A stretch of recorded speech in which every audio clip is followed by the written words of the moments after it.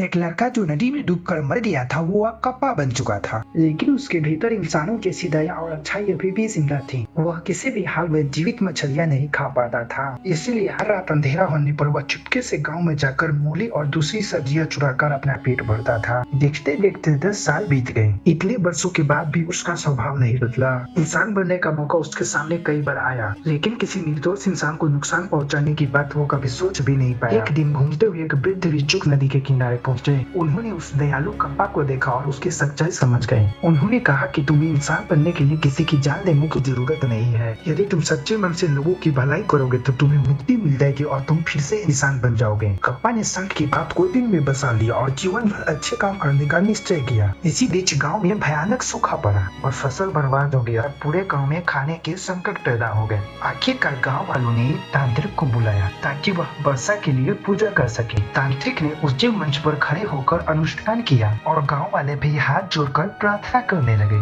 आखिरकार 3 दिन बीत जाने के बाद आसमान बिल्कुल साफ रहा। बारिश की एक भी बूंद नहीं गिरी। निराश होकर गांव वालों ने भगवान को कोसना शुरू कर दिया। शोर सुनकर कप्पा भी वहां पहुंचा। वह केवल ये देखने आया था कि आखिर क्या हो रहा है, लेकिन जैसे ही लोगों ने उसे देखा एक बूढ़ा आदमी चिल्लाकर कहा, यही इस सूखे का कारण है। बस फिर क्या था, बाकी गाँव वालों ने उसकी बात पर विश्वास कर लिया। सब लोग लाठी और खेत के औजार लेकर उस पे टूट पड़े।